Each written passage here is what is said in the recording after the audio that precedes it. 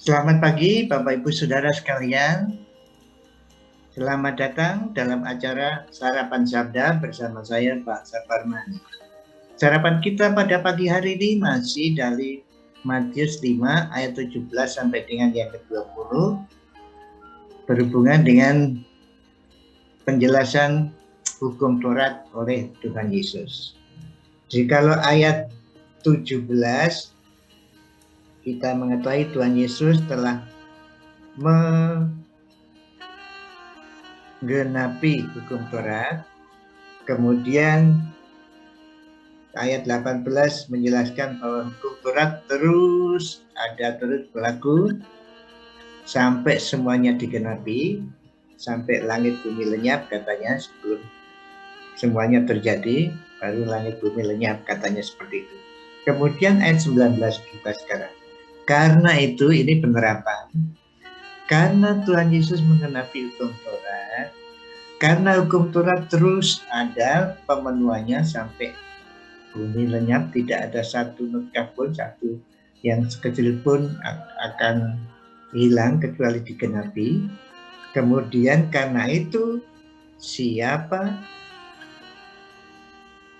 yang meniadakan salah satu perintah hukum Taurat sekalipun yang paling kecil dan mengajarkannya demikian kepada orang lain, ia menduduki tempat yang paling rendah di dalam kerajaan surga.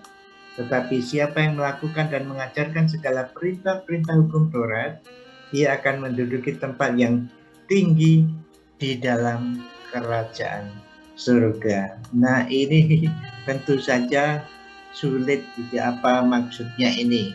Jadi orang yang mengajarkan hukum Taurat yang sekecil tidak diajarkan, itu tempatnya rendah di dalam kerajaan surga. Tetapi orang yang mengajarkan hukum Taurat semuanya tentu saja itu mendapat tempat yang tinggi dalam kerajaan surga. Nah, kita sudah tahu bahwa kita semua tidak bisa melakukan hukum Taurat, dalam arti kita bisa melakukan di dalam Tuhan Yesus Kristus.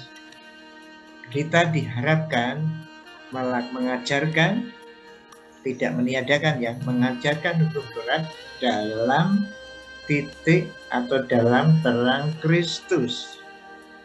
Hukum Taurat dalam terang Kristus, yaitu bahwa kita bisa melakukan itu hanya karena kasih karunia atau kekuatan dari Tuhan kita Yesus Kristus. Oleh karena Yesus Kristus kita diterima sebagai orang kudus, kita diharapkan hidup kudus. Dalam pengalaman kita dengan demikian, kita diharapkan menaati firman Allah, tidak ada yang tidak kita lakukan. Misalnya maksudnya begini, semua firman Allah itu hendaklah kita taati, bukan kita milih ya. Yang enak-enak saja ditaati, yang lain tidak, seperti itu. Jadi itu menerapkan hukum Taurat dalam terang Kristus. Dengan kekuatan Allah Roh Kudus, kita dapat menaati firman Allah. Pada waktu kita tidak menaati firman Allah dalam arti milih-milih firman Allah yang kecil, udah ini tidak penting, seperti itu katanya kita di tempat yang paling rendah dalam kerajaan surga.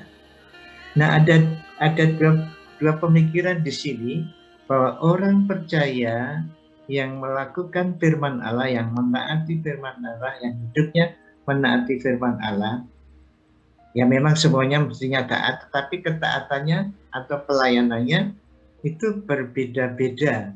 Dalam arti ada yang kurang pelayanannya, ada yang giat sekali, ada yang setengah-tengah, mungkin seperti itu. Mungkin perbandingannya seperti itu. Katakanlah Rasul Paulus itu luar biasa pelayanannya, tentu saja dengan kekuatan Tuhan, tentu beda dengan kita. Oke, maaf kalau kita ada yang setingkat Rasul Paulus juga ada, mungkin itu puji Tuhan. Oleh karena itu, Di dalam pelayanan itu, semua dievaluasi oleh Tuhan. Kalau kita membaca 2 Korintus 5 ayat yang 10, itu semua orang, tanda petik ini orang percaya yang situ yang dimaksudkan, semuanya itu akan dihakimi, perbuatannya akan dihakimi di tahta Kristus.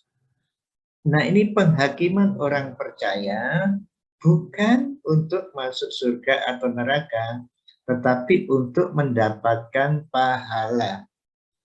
Nah, saudaraku yang dikasih Tuhan Yesus, ternyata ada pahala di sini.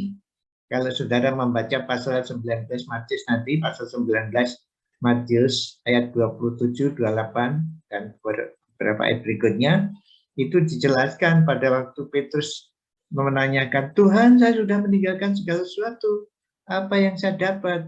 Tuhan Yesus menjawab, tidak ada ruginya kamu ikut saya. Nanti pada waktu pemulihan, kamu yang ikut aku, yang meninggalkan itu akan menghakimi 12 suku Israel. Itu pahalanya rasul-rasul nanti akan menjadi hakim suku Israel pada waktu Yesus datang kembali. Nah, menurut Efesus 2, jemaat itu sewaris dengan Israel.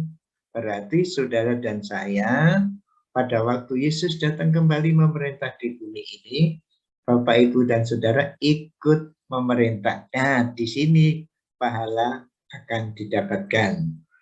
Jadi saudara dapat pahalanya di sini. Ini menurut beberapa pemikirannya.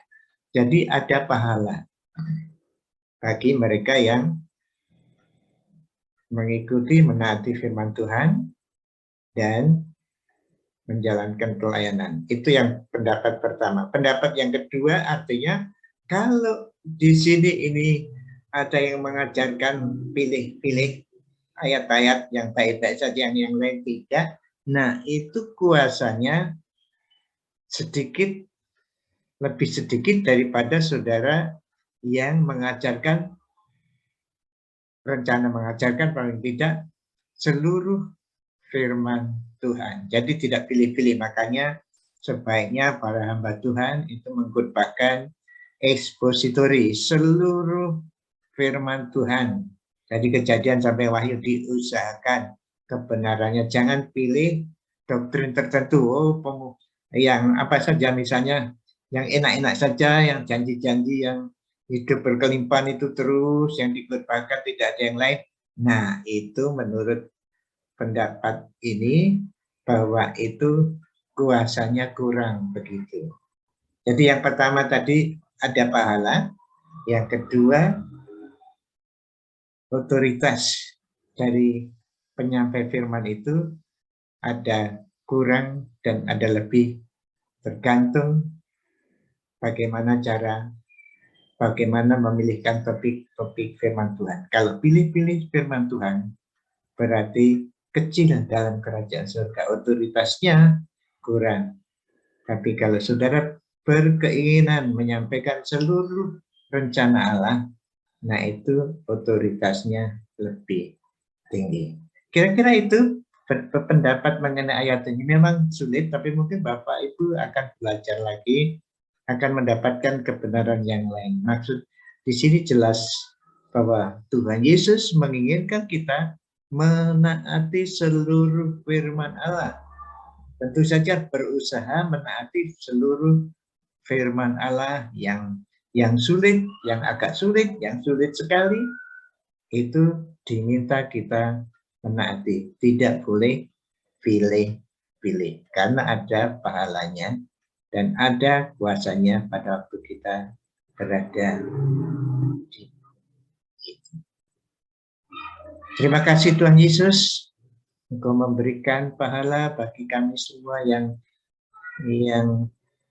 menaati firman-Mu. Kami mohon supaya kami beri kekuatan, bukan karena kami ingin pahala, tetapi biarlah kami ingin mengikuti rencana-Mu di dalam kehidupan kami. Tuhan, mengenai pahala itu ada di tangan-Mu. Kami hanya Tuhan perintahkan untuk menaati firman Allah. Kami mohon hari ini dalam renungan kami, dalam pemikiran kami bisa melakukan firman-Mu. Supaya kami mendapat berkat dan nama-Mu dimuliakan melalui kami. Terima kasih dalam nama Tuhan Yesus. Amin. Selamat beraktivitas saudara-saudara sekalian. Tuhan Yesus memberkati. Amin.